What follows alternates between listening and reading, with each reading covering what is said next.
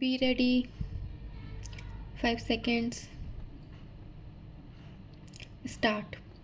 Sir, the Essential Commodities Act was passed 5 years ago, and when the ministers yesterday came with an amending bill, we expected that he could give us a brief report on the working of this measure for the last few years. But unfortunately, we are kept in the dark in regard to the exact working of the Act and the nature of the difficulties the minister is facing. Sir, as far as I know, many of the provisions of this enactment have been observed more in violation by his agents at the state level.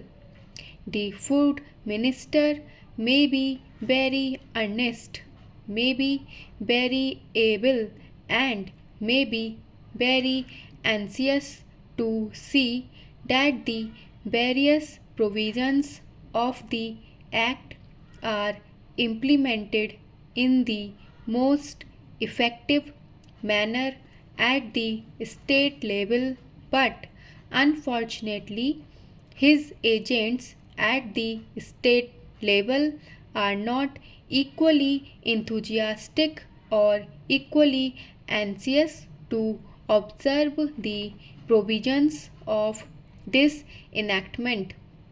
The most important objectives of this enactment are to control the supply and distribution of commodities and to maintain a stable price level.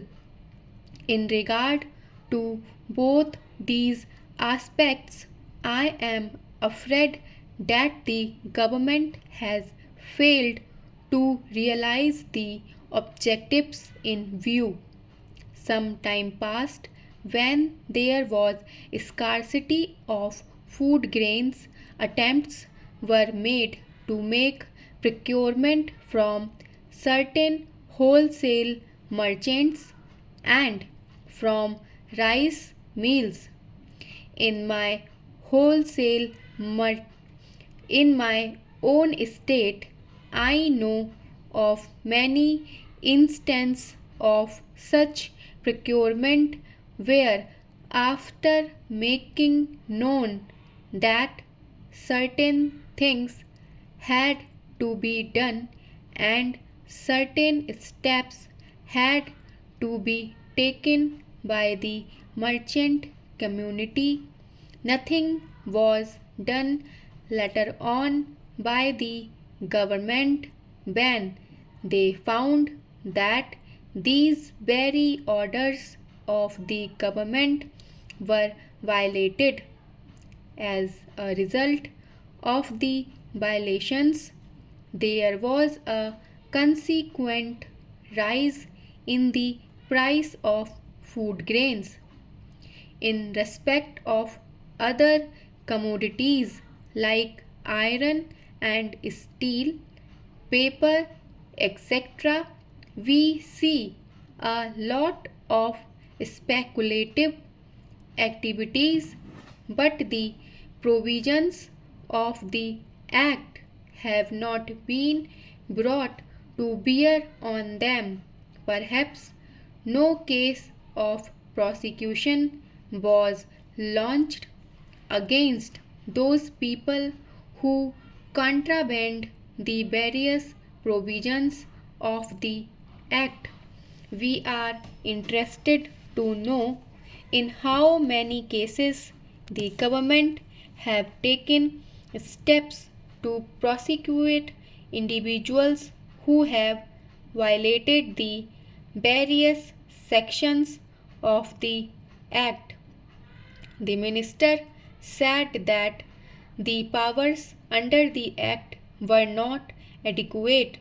We sympathize with the food minister, but I want to know what action has been taken in this regard by the various state governments. In regard to the amending provision, I want to know from the minister what would be his difficulty even if minor offences are taken to courts of law. For instance, the Motor Vehicles Act deals with various offences, both major and minor, and various minor offences under the Act are taken to courts and people are prosecuted. What is the difficulty in taking these cases of a minor nature to courts of law?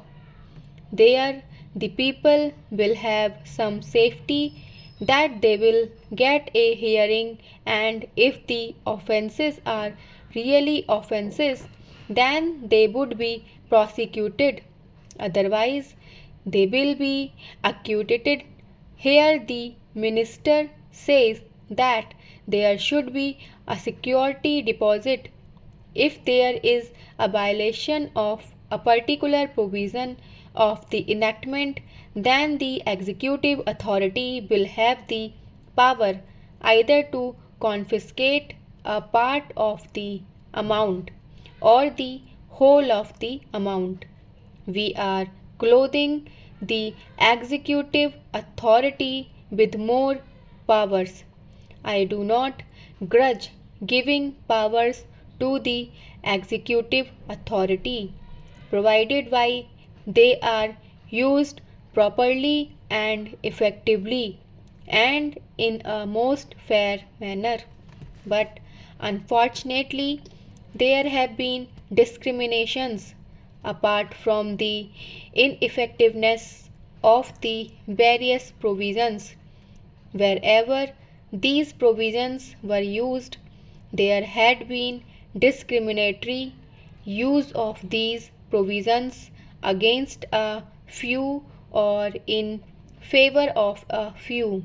Normally, when officers are clothed with more powers, there is a large scope for corruption. I feel that it would be desirable to avoid such malpractices, and it would be desirable, I think, that even for minor offences, the parties should have a chance to defend their actions. I do not think that this problem of dealing with minor offences will become complex or complicated in any way if we take them to courts of law. I want a reply from the minister in what way he is suffering from a handicap in dealing with minor offences or offences of a technical nature. The Honourable Member made the point that even if this thing was acceptable to the House, he did not know what amount would be demanded as security. So, the Minister should tell us what amount is normally expected from a licensee in all cases and what the offences are which are of a technical or minor nature which he has in view. We are not told which are major offences and which are minor offences. Clarifications on these points are necessary. I wish that the Act which came into effect long ago was implemented properly. I know that the Minister here is very earnest in implementing it but his colleagues at the state level and at the central level are disappointing him. Stop.